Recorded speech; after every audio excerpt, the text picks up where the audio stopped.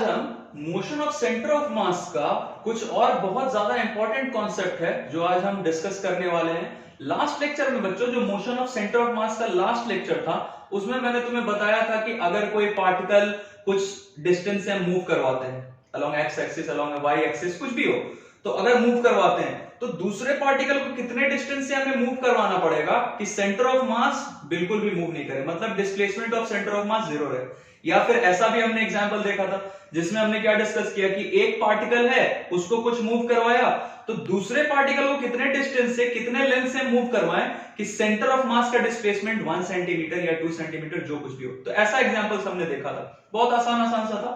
आज के वीडियो में हम कुछ और इंपॉर्टेंट कॉन्सेप्ट डेवलप करेंगे जिससे हमारा बाकी का जो सेंटर ऑफ मास का न्यूमेरिकल्स आता है, लोग बच्चे थोड़े परेशान रहते हैं इससे कि सर ये तो बहुत कंफ्यूजिंग है, कैसे होगा पता नहीं चलता है। बहुत आसान सा है बच्चों, ध्यान से बस तुम एक एक चीज समझते जाना। जहां पे भी तुम्हें दिक्कत लगे तो वीडियो को पॉज करके एक बार फिर से उसे देखना। वैसे आई थिंक कि जितना मैं तुम्हें यहां बताऊंगा एक एक चीज बिल्कुल क्लियर हो जाएगा, you can relate it step by step, that's it. तो हम स्टार्ट करते हैं कि motion of centre of mass क्या होता है भाई, सबको पता है। तो मोशन पे आने से पहले ये सारा चीज हमने डिस्कस किया हुआ बच्चों, एक बार रिकॉल कर लेते हैं। ये क्या है भाई, it is the position vector of centre of मास। इसके लिए हमारे पास पहले से एक्सप्रेशन है, ये तुम्हें पता होगा। ये क्या था,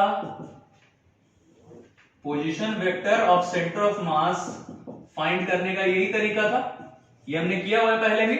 इसमें m1 m2 m3 ये सब क्या है तुम्हें बताने की जरूरत नहीं है, these are the mass of particles. जितने भी पार्टिकल्स हैं जो हमारा सिस्टम है, सिस्टम में अगर n नंबर ऑफ पार्टिकल्स है, सारे पार्टिकल्स का मास हो गया। r1 r2 r3 ये सारा जो दिख रहा है, r1 वेक्टर r2 वेक्टर ये सब क्या है, ये पोजीशन वेक्टर फर्स्ट पार्टिकल का, ये पोजीशन वेक्टर सेकंड पार्टिकल का, सो ऑन। ये क्या है, position vector of nth particle. इसको बच्चों हमने डिफरेंशिएट किया था तो हमें क्या मिला था, वेलोसिटी ऑफ सेंटर ऑफ मास, जो कि क्या होता था, ये सारा हमने किया हुआ है लास्ट वीडियो में, सारा बताया है मैंने। जिन बच्चों ने भी वो वीडियो नहीं देखा है तो प्लीज डायरेक्टली इस पे मत आना क्योंकि थोड़ा दिक्कत हो जाएगा समझने में। पहले उसे देखना फिर इस वीडियो पे आना, तो आई एश्योर यू कि एक एक चीज तुम रिलेट कर पाओगे, बिल्कुल क्लियरली समझ में आ जाएगा, कहीं कोई दिक्कत नहीं आएगा सेंटर ऑफ मास में। जो भी हमारे न्यूमेरिकल्स हैं, जैसे कुछ कुछ न्यूमेरिकल्स ऐसा है कि बोट है, बोट पे एक आदमी इस एंड से उस एंड तक गया तो बताओ कि बोट हमारा कितना शिफ्ट होगा। या फिर मंकी वाला प्रॉब्लम आता है कि मंकी एक रोप पे चढ़ रहा है, बलून जो बलून का स्ट्रिंग है उस पे वो चढ़ रहा है, क्लाइंब कर रहा है, तो बताओ कि बलून कितना नीचे शिफ्ट हो जाएगा। खैर बहुत आसान आसान सा न्यूमेरिकल्स होता है। इन सारे न्यूमेरिकल्स को सॉल्व करने के लिए जो कॉन्सेप्ट हमें चाहिए आज के लेक्चर में हम वो कॉन्सेप्ट सीखेंगे, डेवलप करेंगे। चलो एक एक चीज देखते जाना।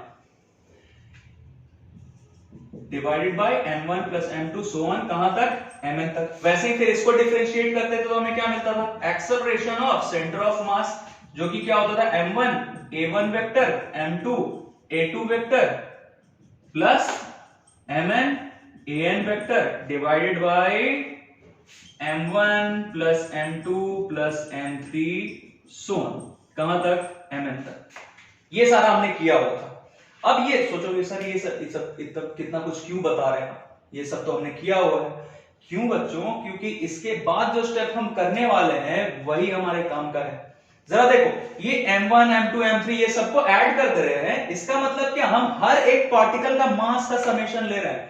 मतलब इन सबको ऐड करने पे हमें पूरे के पूरे सिस्टम का, जो सिस्टम ऑफ पार्टिकल्स है, पूरे सिस्टम का मास पता चल जाएगा क्या। और सिस्टम का मास मान लो हम इसे कैपिटल M मान लेते हैं, तो ये अगर कैपिटल M होगा, इन सबका समेशन करने पे हमें क्या पता चला, पूरे सिस्टम का मास, तो उसे हम कैपिटल M मान लेते हैं। इसको बच्चों अगर आप इधर भेज दें, इधर भेजो इसको, तो कैपिटल M, इसकी जगह हमने क्या लिखा, कैपिटल M, ये इधर आ गया और ये तो पहले ही से था इधर। ये क्या बचा, m1 a1 vector plus m2 a2 vector plus so on, कहां तक, mn an वेक्टर। जहां पे a1 वेक्टर क्या है, a2 वेक्टर क्या है, an वेक्टर क्या है, these are the accelerations। ये acceleration of first particle, acceleration of second particle, so on, कहां तक, एक्सेलरेशन ऑफ nth पार्टिकल। ये कैपिटल M क्या है, ये है मास ऑफ सिस्टम, पूरे सिस्टम का मास है ये, जिसको हमने कैपिटल M से डिनोट किया है। अब जरा देखो बच्चों, मान लो यहाँ पे जरा तुम्हें मैं हिंट देता हूं क्या चल क्या रहा है। ये नंबर ऑफ पार्टिकल्स है हमारे पास, तो ये जितने भी पार्टिकल्स है सबका अपना अपना एक्सेलरेशन होगा। तो ये Newton second law of motion, F is equals to m into a, ये सबने पढ़ा हुआ है, 9th क्लास से तुम पढ़ रहे हो या उसके पहले से भी। तो ये m इंटू ए क्या है भाई, फोर्स होता है। तो ये m1 मतलब mass of first particle, a1 मतलब एक्सेलरेशन ऑफ फर्स्ट पार्टिकल। तो m1 इंटू a1 वेक्टर क्या होगा, f1 लिख सकते हैं क्या, मतलब the force acting on first particle. मान लो हम किसी को भी बोलते हैं, हम बोल देते हैं इसको फर्स्ट पार्टिकल, तो ये m1 a1 वेक्टर की जगह हम क्या रख सकते हैं, f1 लिख सकते हैं, मतलब force acting on first particle. चलो लिख लेते हैं, ये क्या हो गया भाई, f1 वेक्टर प्लस ये क्या f2 वेक्टर प्लस ऐसे ही करके ये क्या हो गया fn वेक्टर, और इधर तो हमें दिख रहा है क्या, बिल्कुल सिंपल। तो बच्चों ये f1 f2 f so on ये कहां तक गया, fn वेक्टर तक। तो ये f1 वेक्टर क्या है, net force acting on which particle, acting on first particle. f2 क्या है, नेट फोर्स या resultant force acting on second particle. ऐसे ही करके fn वेक्टर क्या है, नेट फोर्स या resultant force acting on the nth particle. अब जरा देखो बच्चों, ये जितने भी फोर्सेस हैं, ये सारे फोर्सेस हर एक पार्टिकल पे ये सारे फोर्सेस एक्ट कर रहे हैं। तो सबका अगर समेशन कर दिया तो हमें पूरे के पूरे सिस्टम पे जो फोर्स एक्ट कर रहा है ये पता चल जाएगा कि वो फोर्स कोई भी हो, इंटरनल हो एक्सटर्नल हो, जो भी फोर्सेस हो। अभी एक एक चीज करते जाएंगे तो तुम्हें लास्टली आइडिया मिल जाएगी, सर इसमें कौन सा फोर्स बचा है। इंटरनल नहीं बचेगा बच्चों, बचेगा क्या, एक्सटर्नल। कैसे बचेगा ये हमें अभी बहुत आसान सा एग्जांपल लेके समझेंगे। अभी बस देखते जाओ, f1 f2 fn, यहां तक हमने fn तक ऐड किया वेक्टर तक, तो ये क्या मिल गया, पूरे सिस्टम ऑफ पार्टिकल्स पे जो फोर्स लग रहा है, total force, resultant force, net force जो लग रहा है इस सिस्टम ऑफ पार्टिकल्स पे, ये मिल गया। तो चलो क्या लिख सकते हैं हम इसे, ये मैं इधर लिखता हूं, क्या है भाई ये हो गया हमारा f नेट या f रिजल्टेंट बोल सकते हैं या f टोटल बोल सकते हैं, कुछ भी बोल सकते हैं, कोई दिक्कत नहीं। तो ये किसके इक्वल है भाई, f नेट, मतलब f नेट यहां क्या है, the net force acting on the system of particles. अब यहां से हम क्या कंक्लूड करने वाले बच्चों, जरा लिखते हैं यहां पे, ये चीज मैं थोड़ा हटा रहा हूं, मैं इधर लिख रहा हूं so that you can relate it. देखो तो अगर एक्सेलरेशन, इसको ऐसे ऐसे कर दो, ये एक्सेलरेशन ऑफ सेंटर ऑफ मास अगर हमें चाहिए होगा, इसको सब्जेक्ट बनाओ, ये इधर गया तो acceleration of centre of mass क्या आ गया, F नेट बाई m। बोलो होगा क्या, जहां पे F नेट क्या है, the resultant force acting on the entire system, पूरे के पूरे सिस्टम पे जो नेट फोर्स एक्ट कर रहा है वो ये, और ये m क्या है, कैपिटल M, ये पूरे के पूरे सिस्टम का मास है, दैट्स इट। तो हमें ये अगर फाइंड करना है तो इन दोनों के बारे में हमें पता होना चाहिए। अब जरा सोचो बच्चों, मैं ये सारा चीज हटा रहा हूं क्योंकि अभी हमें इसके आगे बहुत ज्यादा इंपॉर्टेंट जो हमारे लिए होगा न्यूमेरिकल्स को सॉल्व करने के लिए, वो हम समझते हैं इसके बाद कि हम करने क्या वाले हैं। सर जरा देखो तो, अगर हमें नेट फोर्स, ये सिस्टम ऑफ पार्टिकल्स पे, सिस्टम ऑफ पार्टिकल्स इधर बना लेते हैं, सिस्टम ऑफ पार्टिकल्स पे जो नेट फोर्स एक्ट कर रहा है, नेट फोर्स में अभी तुम दोनों मान के चलो, इंटरनल फोर्सेस भी एक्सटर्नल फोर्सेस भी। इंटरनल फोर्सेस क्या होता है, एक्सटर्नल फोर्सेस तो सुन के ही तुम्हें आइडिया लगा, जो बाहर से लग रहा है। मान लो ये हमारा सिस्टम ऑफ पार्टिकल्स है, इस सिस्टम ऑफ पार्टिकल्स पे मैं बाहर से ऐसे फोर्स लगाऊं तो ये एक्सटर्नल फोर्स हो गया। इंटरनल फोर्स क्या होगा भाई, इंटरनल सुन के ही पता चल रहा है कि सर ये सिस्टम जो है, सिस्टम ऑफ पार्टिकल्स, इसके अंदर में जो फोर्सेस एक्टिव होंगे उन्हें हम क्या बोल रहे हैं, इंटरनल फोर्सेस। अभी देखेंगे एक करके, चलो जरा देखो इसको, ये क्या हो गया भाई, अगर नेट फोर्स 0 है बच्चों, चलो इफ F नेट क्या है, 0, तो ये देखो F नेट अगर 0 होगा तो ये acceleration of centre of mass 0 हो जाएगा क्या, बिल्कुल होगा सर। F नेट मतलब पूरे के पूरे सिस्टम पे जो रिजल्टेंट फोर्स एक्ट कर रहा है, अगर वो 0 हो गया तो एक्सेलरेशन ऑफ सेंटर ऑफ मास भी 0 होगा क्या, बिल्कुल होगा। अब तुम्हारे दिमाग में ये चल रहा होगा सर अभी आपने जो F नेट लिखा था ये किसके इक्वल था, F1 plus F2 so on, कहां तक, Fn तक। तो बच्चों ये F नेट 0 लिखने का मतलब ये हुआ क्या कि ये सारे इंडिविजुअल जितने भी फोर्सेस है सब 0 होंगे, नहीं बिल्कुल भी नहीं। हो सकता है F1 नॉन 0, F2 भी नॉन 0, मतलब F1 0 के इक्वल नहीं है, F2 0 के इक्वल नहीं है, या ऐसे करके Fn तक 0 के इक्वल नहीं है, मतलब इसका वैल्यू कुछ भी हो सकता है, 1, 1.2, 2.3 कुछ भी हो सकता है। बट इन सबका समेशन 0 हो सकता है। इन सबका समेशन 0 कैसे हो सकता है भाई? सब एक दूसरे को कैंसिल कर देंगे। अभी देखेंगे हम इसका एग्जांपल। ये F1, F2, F3, F4 जितने भी हैं ये सब एक दूसरे को कैंसिल कर देंगे। तो कैंसिल करने पे क्या होगा? F नेट 0 आ गया।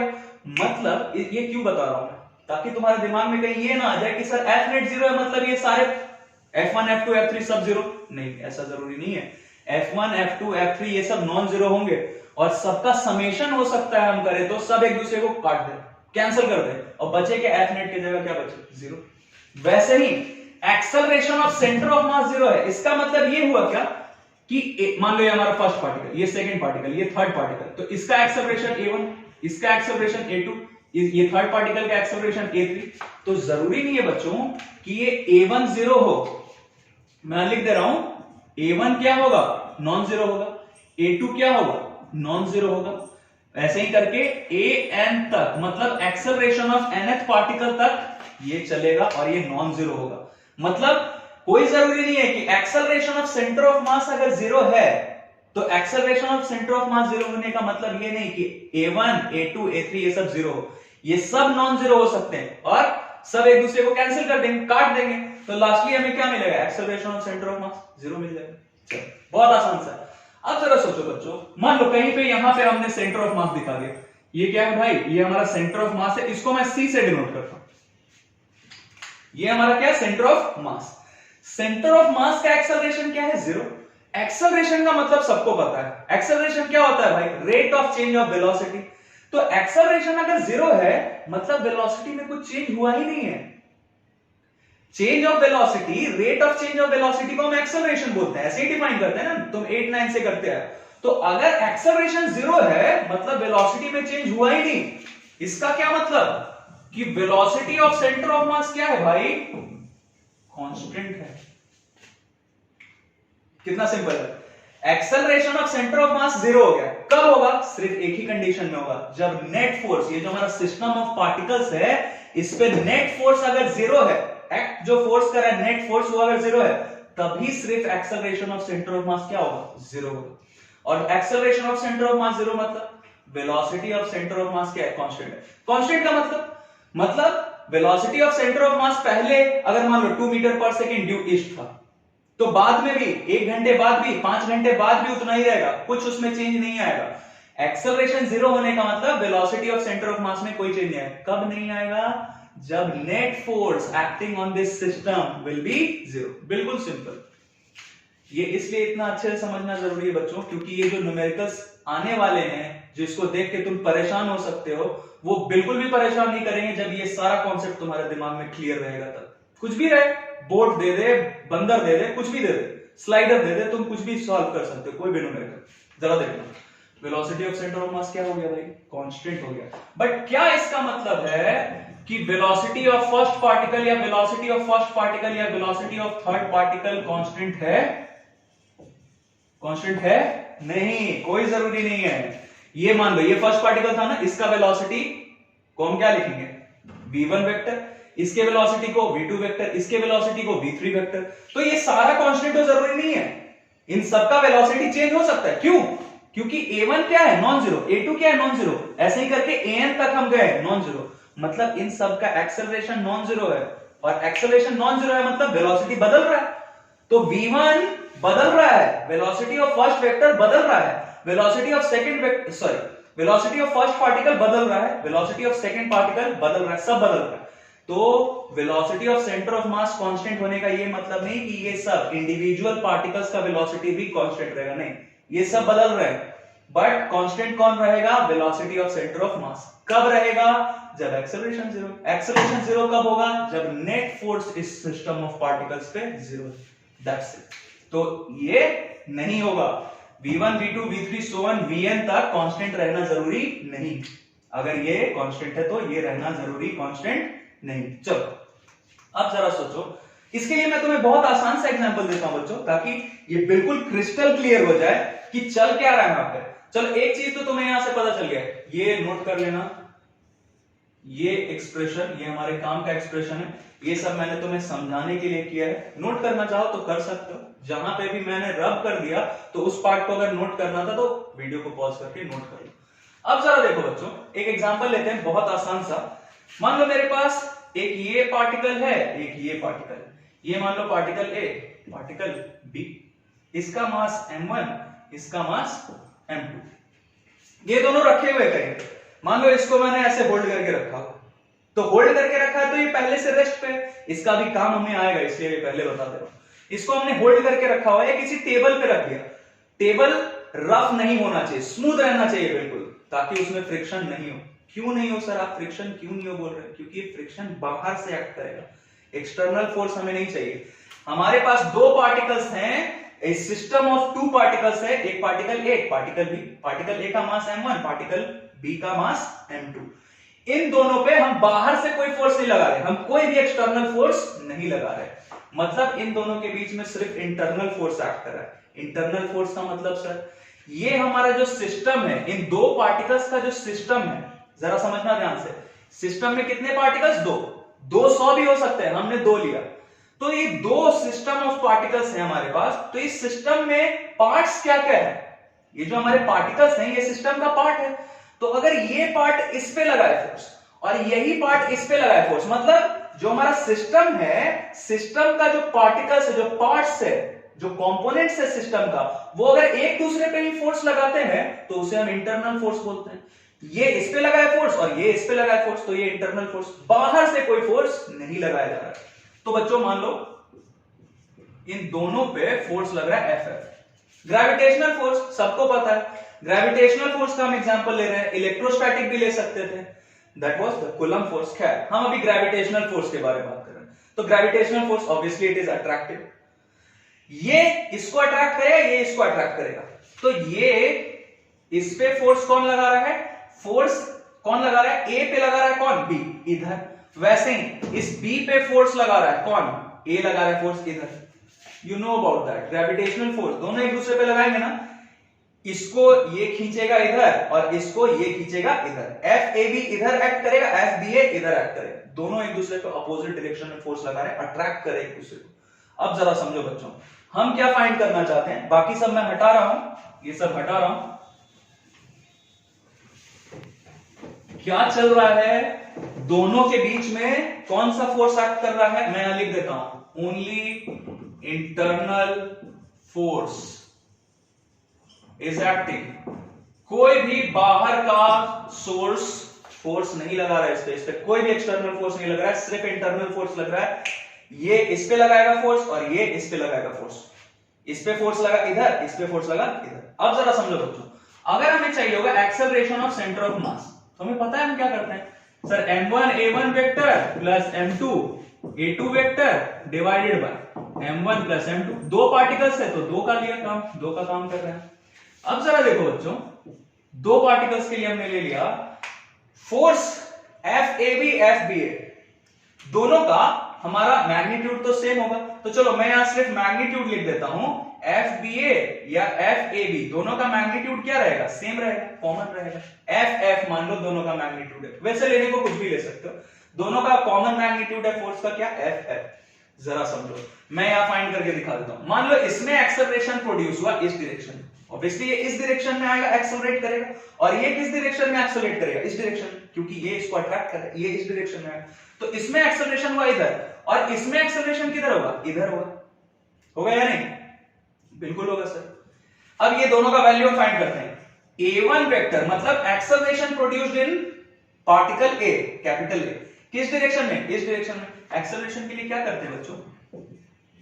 यही तो करते हैं। जरा देखो, फोर्स इस पे कितना एक्ट कर रहा है? ये हमारा पॉजिटिव एक्स डायरेक्शन, अगर इसे लो पॉजिटिव एक्स डायरेक्शन लिया तो ये फोर्स हमारा पॉजिटिव, चलो ये लिख लिया। फोर्स डिवाइड, वैसे तुम ये एरोस नहीं भी दो, यहां पे वेक्टर साइन नहीं भी दो तब भी चलेगा, क्योंकि वन डायमेंशनल मोशन के बारे में हम डिस्कस कर रहे हैं, नहीं भी दोगे तो चलेगा। तो ये क्या हो गया? फोर्स इधर एक्ट कर रहा है, डिवाइडेड बाय इसका मास कर दिया, तो एक्सेलरेशन ऑफ फर्स्ट पार्टिकल पता चल जाएगा A1। अब A2 पे आते हैं, जरा A2 देखो तो बच्चों क्या होगा। इस पे जो फोर्स एक्ट कर रहा है वो इस डायरेक्शन में, इस डायरेक्शन में फोर्स है, मैग्नीट्यूड F ही है, बट डायरेक्शन क्या है फोर्स का? इधर। तो पॉजिटिव एक्स डायरेक्शन इधर था, ये तो नेगेटिव एक्स डायरेक्शन है, तो इसके लिए हमारा फोर्स क्या हो जाएगा, माइनस एफ वेक्टर हो जाएगा। इस पे एफ वेक्टर था इस डायरेक्शन में, तो इस पे क्या है माइनस एफ वेक्टर इस डायरेक्शन में, डिवाइडेड बाय m2। बिल्कुल सिंपल। ये इसलिए बता रहा हूं ताकि तुम्हारा कॉन्सेप्ट बिल्कुल क्लियर हो जाए। वैसे तुम्हें मैंने बता दिया कि अगर net force acting on the system is zero, तो acceleration of centre of mass क्या होगा, जीरो होगा। अभी दिख जाएगा। m1 रख लिया। a1 का वैल्यू जरा देखो बच्चों, यहां से क्या है, f1 vector by m1 plus m2। a2 vector का वैल्यू देखो तो क्या है, minus f vector by m2, ठीक है, divided by m1 plus m2। ये m1 कैंसिल, m2 कैंसिल, क्या बचा देखो तो बच्चों, ये f1 नहीं सॉरी f वेक्टर, और यहां क्या है माइनस f वेक्टर। एक चीज बिल्कुल क्लियरली दिख रहा होगा बच्चों कि सर रिजल्टेंट फोर्स तो जीरो होने वाला है, ये तुम्हें यहां से भी दिख रहा होगा कि इधर मतलब रिजल्टेंट फोर्स जीरो, तो acceleration of centre of mass क्या हो गया, जीरो। इसका क्या मतलब कि अगर एफ नेट जीरो है, मतलब रिजल्टेंट फोर्स अगर जीरो एक्ट कर रहा है, ये सिस्टम है हमारा, दो पार्टिकल्स का सिस्टम लिया, इसके जगह तुम 10 पार्टिकल्स ले लो, 20 ले लो, 200 2000 कुछ भी ले लो, सिस्टम ऑफ पार्टिकल्स के बीच में अगर सिर्फ इंटरनल फोर्सेस हम ले रहे हैं, अभी हम क्या कंक्लूड करने वाले देखना, क्या है, सिर्फ इंटरनल फोर्सेस है, तो यहां एफ नेट हमारा क्या हो गया भाई, जीरो। एफ नेट जीरो का मतलब एक्सेलरेशन ऑफ सेंटर ऑफ मास हमारा क्या हो गया, यहां लिख देता हूं, acceleration of centre of mass क्या हो गया भाई, जीरो। इसका क्या मतलब बच्चों, acceleration of centre of mass zero का मतलब अभी बताया तुम्हें कि velocity of centre of mass क्या रहेगा भाई, कांस्टेंट रहेगा। बिल्कुल simple. Acceleration of centre of mass zero का क्या मतलब कि वेलोसिटी इज कांस्टेंट। किसका velocity constant, velocity of centre of mass is constant. अब जरा देखो बच्चों, ये इसमें एक्सेलरेशन प्रोड्यूस हो रहा है कितना, a1 इस डायरेक्शन में, इसमें एक्सेलरेशन प्रोड्यूस हो रहा है a2 इस डायरेक्शन में। एक्सेलरेशन प्रोड्यूस होने का मतलब कि वेलोसिटी बढ़ेगा, इसका स्पीड बढ़ेगा, तो एक्सेलरेशन प्रोड्यूस हो रहा है मतलब, चलो मैं यहां लिख देता हूं कि v1, इसका वेलोसिटी v1 और इसका वेलोसिटी v2। तो we are not talking about the direction, सिर्फ स्पीड के बारे में बात करें तो एक्सेलरेट होने का क्या मतलब कि इसका स्पीड बढ़ेगा, और ये भी एक्सेलरेट कर रहा है इस डायरेक्शन में, मतलब इसका भी स्पीड बढ़ेगा। तो मतलब v1 और v2 चेंज होंगे, स्पीड इसका चेंज होगा, बट दोनों पार्टिकल्स का स्पीड चेंज होगा, वेलोसिटी चेंज होगा, बट सेंटर ऑफ मास नहीं चेंज होगा, सेंटर ऑफ मास का वेलोसिटी नहीं चेंज होगा।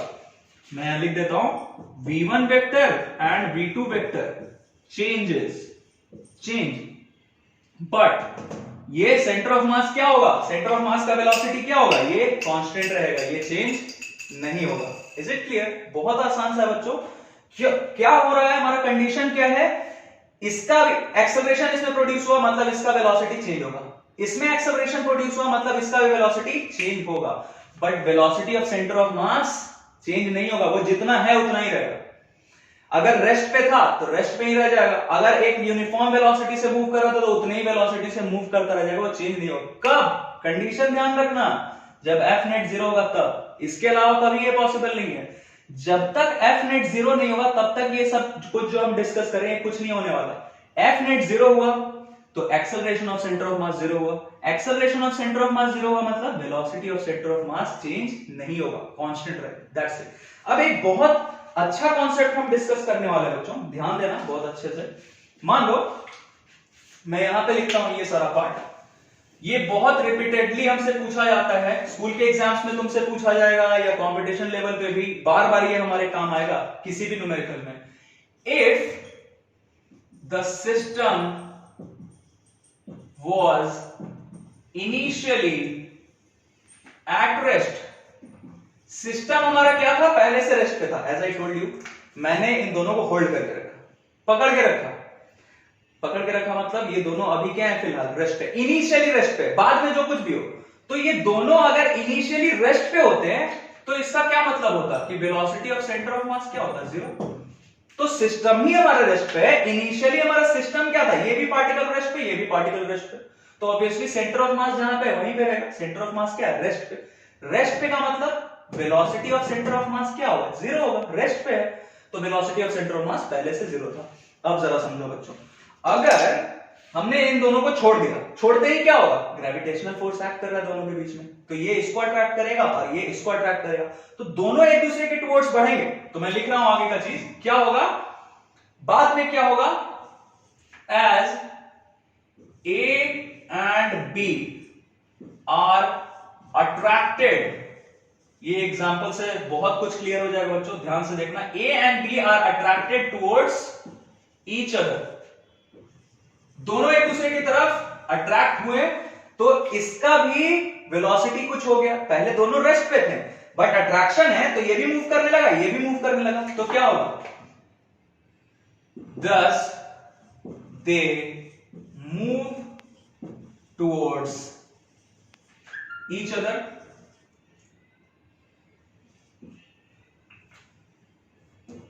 towards each other नहीं भी लिखोगे तब भी चलेगा, thus they move, दोनों एक दूसरे की तरफ मूव करने लगते हैं, ये इधर मूव करने लगा, ये इधर मूव करने लगा, मतलब v1 अब जीरो नहीं रहा, v2 अब भी जीरो नहीं रहा, बट कंडीशन हमारा क्या है, देखो एफ नेट अगर जीरो है, if F net is zero, मतलब ये जो हमारा सिस्टम ऑफ पार्टिकल्स है, इस पे अगर रिजल्टेंट फोर्स जीरो है तो क्या होगा भाई, acceleration of centre of mass zero होगा। जरा ध्यान देना बच्चों, क्या कर क्या रहे हैं हम, acceleration of centre of mass zero है, मतलब velocity of centre of mass constant है, तो यहां हमने स्पेशल कंडीशन क्या लिया है कि सिस्टम हमारा पहले रेस्ट पे था, इनिशियली रेस्ट पे था, इनिशियली रेस्ट मतलब सेंटर ऑफ मास जहां पे था वहीं पे था, वेलोसिटी ऑफ सेंटर ऑफ मास तब क्या था, जीरो था।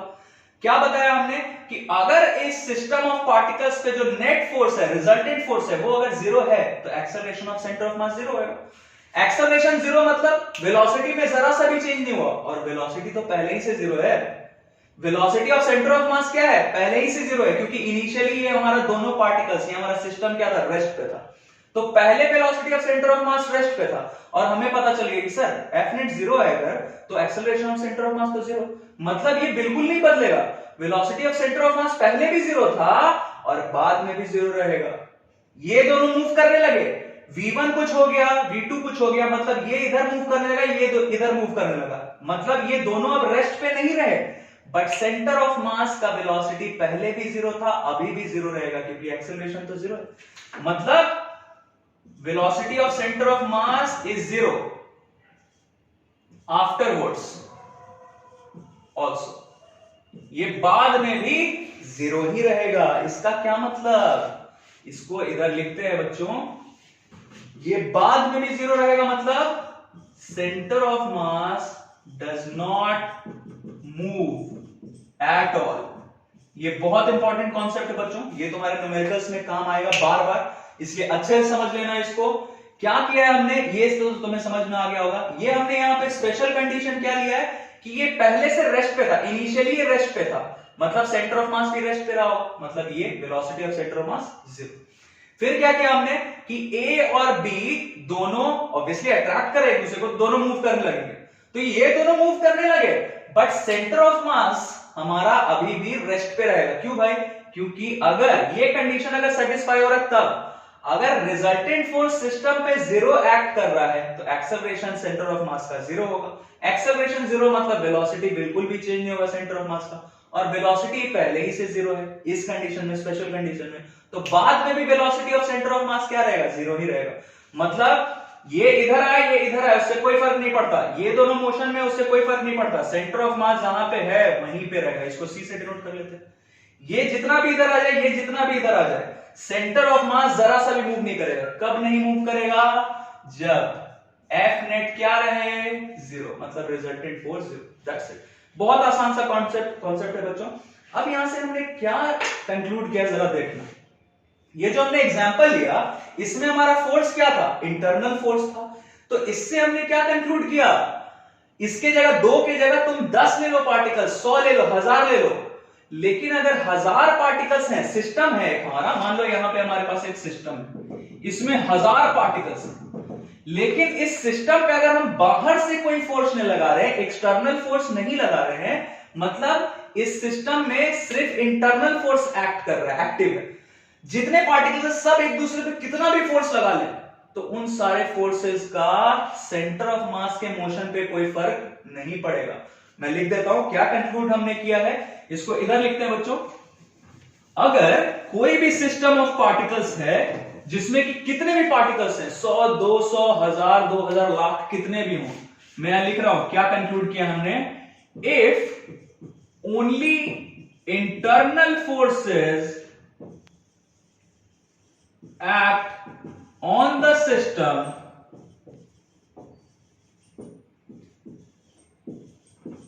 there is no effect on the motion of what, of center of mass। बच्चों सेंटर ऑफ मास के मोशन पे कोई भी इफेक्ट नहीं आएगा। अभी जो आपने ये एग्जांपल लिया इसमें सिर्फ इंटरनल फोर्सेस एक्ट कर रहे थे, तो जितने भी जो भी हमारा सिस्टम ऑफ पार्टिकल्स है उसमें अगर सिर्फ इंटरनल फोर्सेस एक्ट कर रहे हैं, मतलब सारे पार्टिकल्स एक दूसरे पे बस फोर्स लगा रहे हैं, सिर्फ इंटरनल फोर्सेस अगर एक्टिव है सिस्टम में, तो क्या होगा, सेंटर ऑफ मास के मोशन पे कोई भी फर्क नहीं पड़ेगा। कोई भी फर्क नहीं पड़ेगा मतलब acceleration of centre of mass क्या होगा भाई, जीरो, बिल्कुल जीरो होगा। क्यों, क्योंकि जितने इंटरनल फोर्स है ये सब एक दूसरे को कैंसिल कर देते हैं। अभी तुमने देख लिया ये F, ये माइनस F वेक्टर, ये F वेक्टर, ये माइनस F वेक्टर, तो ये दोनों एक दूसरे को कैंसिल कर दे रहे हैं। मतलब अगर सिर्फ इंटरनल फोर्सेस एक्ट कर रहे हैं सिस्टम ऑफ पार्टिकल्स में, या सिस्टम ऑफ कोई भी बॉडीज है, 3-4 बॉडी है, जितने भी बॉडी है, तो अगर सिर्फ इंटरनल फोर्सेस एक्टिव है सिस्टम में, तो क्या होगा, सारे इंटरनल फोर्सेस एक दूसरे को कैंसिल कर देंगे। तो नेट फोर्स क्या आएगा, नेट फोर्स आ गया जीरो, क्योंकि इंटरनल फोर्सेस एक दूसरे को कैंसिल कर देंगे। नेट फोर्स जीरो मतलब acceleration of centre of mass zero. और इसका क्या मतलब, velocity of centre of mass क्या है, कांस्टेंट। इसका मतलब इसके देखो सेंटर ऑफ मास के मोशन पे कोई भी फर्क नहीं पड़ेगा। वो अगर सेंटर ऑफ मास, जैसे यहां हमने देखा, सेंटर ऑफ मास अगर पहले रेस्ट पे था तो बाद में भी रेस्ट पे रहेगा। कब भाई, जब नेट फोर्स जीरो है। तो अगर सिर्फ इंटरनल फोर्सेस हैं तो ऑब्वियसली नेट फोर्स, सिर्फ इंटरनल फोर्सेस, ध्यान रखना, सिर्फ इंटरनल फोर्सेस अगर है तो नेट फोर्स जीरो ऑटोमेटिकली, क्योंकि सब एक दूसरे को कैंसिल कर देंगे। और तब क्या होगा, velocity of centre of mass constant रहेगा। मतलब पहले अगर जीरो है सेंटर ऑफ मास का वेलोसिटी, तो बाद में भी जीरो। और अगर पहले सेंटर ऑफ मास किसी एक सर्टेन वेलोसिटी से मूव कर रहा है, एक स्पेसिफाइड वेलोसिटी से, तो उतने ही से मूव करता रहेगा, उसके वेलोसिटी में कोई भी चेंज नहीं आएगा। मतलब मोशन ऑफ सेंटर ऑफ मास पे कोई भी इफेक्ट नहीं होगा। अब जरा देखो, हमने जो सबसे पहले, सबसे शुरुआत में हमने जो फॉर्मूला लिखा, acceleration of centre of mass क्या है भाई, F net by capital M. तो बच्चों ये एफ नेट का मतलब क्या, अब तुम्हें बिल्कुल क्लियर हो जाएगा ये चीज। ये हटा रहा हूं मैं, फिर से बोल रहा हूं, जिससे जो चीज कॉपी करना हो वो वीडियो को पॉज करके कॉपी कर सकता है। अब तुम्हें ये चीज मैं बता सकता हूं और तुम्हें बिल्कुल अच्छे से समझ में भी आ जाएगा। ये जो एक्सेलरेशन ऑफ में सेंटर ऑफ मास लिखा है बच्चों, ये देखो तो एफ नेट की जगह हम क्या लिख सकते हैं, एफ नेट मतलब the resultant force acting on the system. ये रहा हमारा सिस्टम, ये मान लो हमारा सिस्टम, इस सिस्टम पे रिजल्टेंट फोर्स जो एक्ट कर रहा है उसको हम ऐसा लिख सकते हैं क्या, F external plus F internal divided by, लिख सकते, बिल्कुल लिख सकते हैं। ये एफ नेट का मतलब क्या, जितने भी इंटरनल फोर्सेस एक्ट कर रहे हो इस सिस्टम पे, या जितने भी एक्सटर्नल फोर्सेस एक्ट कर रहे हो, सबका रिजल्टेंट हमने ले लिया। ये एफ एक्सटर्नल क्या है यहां पे, रिजल्टेंट एक्सटर्नल फोर्स। जितने भी एक्सटर्नल फोर्सेस पे बाहर से एक्ट कर रहे हैं उन सारे फोर्सेस का ये रिजल्टेंट है। और ये जो हमने यहां पे लिखा है ये क्या है भाई, चलो इसको जरा ऐसे हम लिख देते हैं, रिजल्टेंट मतलब समेशन कर दिया सबका। तो ये बाहर से जितने भी फोर्सेस इस पे एक्ट कर रहे हैं उन सारे फोर्सेस का ये रिजल्टेंट है। और अंदर में जितने भी इंटरनल फोर्सेस एक्ट कर रहे थे, एक पार्टिकल दूसरे पे जितना लगा रहा था, उन सारे इंटरनल फोर्सेस का समेशन ले लिया। तो ये क्या आ गया, नेट इंटरनल फोर्स, और ये क्या है, नेट एक्सटर्नल फोर्स। दोनों का समेशन कर दिया तो नेट फोर्स पता चल गया क्या, मतलब resultant force acting on this system. ये चीज तो तुम्हें पता चल गई कि सर इसका समेशन तो जीरो हो जाएगा, अभी बताया आपने। देखो इन दोनों का फोर्सेस का समेशन लिया तो क्या आ गया, जीरो। 2 का लिया तो आसानी से समझ में आ रहा, 4 ले लो, 5 ले लो, 10 ले लो, 100 ले लो, ये सारे इंटरनल फोर्सेस जो एक दूसरे पे लगा रहे हैं पार्टिकल्स, वो सब एक दूसरे को क्या करते हैं, कैंसिल। मैं यहां लिख देता हूं एक बार, इसका समेशन क्या आ जाएगा, जीरो। मतलब जितने भी इंटरनल फोर्सेस एक दूसरे पे एक्ट कर रहे हैं, लगा रहे हैं पार्टिकल, सबका समेशन क्या आ जाएगा? जीरो। ये जीरो आ गया मतलब ये तो हट गया, कहानी से हट गया ये। तो बचा क्या हमारे पास? Acceleration of centre of mass किस पे डिपेंड करता है? एफ एक्सटर्नल पे से। बिल्कुल आसान सा चीज बच्चों, ये चीज हमारे बहुत काम आने वाला है सारे न्यूमेरिकल्स में। मतलब चाहे जितने इंटरनल फोर्सेस दे दिए हों, 100, 10, 50 जितने भी, ये सारे इंटरनल फोर्सेस का सम तो लास्ट में जीरो ही आना, सब एक दूसरे को काट देंगे, कैंसिल कर देंगे। तो बचा क्या हमारे पास? सिर्फ एक्सटर्नल फोर्स। तो ये एक्सटर्नल फोर्स पे डिपेंड करता है एक्सेलरेशन ऑफ सेंटर ऑफ मास। अब जरा सोचो, अगर जितने एक्सटर्नल फोर्सेस एक्ट कर रहे हैं इस सिस्टम पे, अगर वो जीरो हो गया मतलब acceleration of centre of mass zero. अगर ये जीरो नहीं हुआ तो हम acceleration of centre of mass find कर सकते हैं। बिल्कुल आसान। अब बच्चों इससे रिलेटेड हम बहुत अच्छे अच्छे न्यूमेरिकल्स देखते हैं, जिससे हमारा कॉन्सेप्ट और भी ज्यादा अच्छा हो जाएगा। हमें पता चल जाएगा सर हमने जितना अभी कुछ सीखा है वो सब हम कैसे अप्लाई करेंगे। देखते हैं।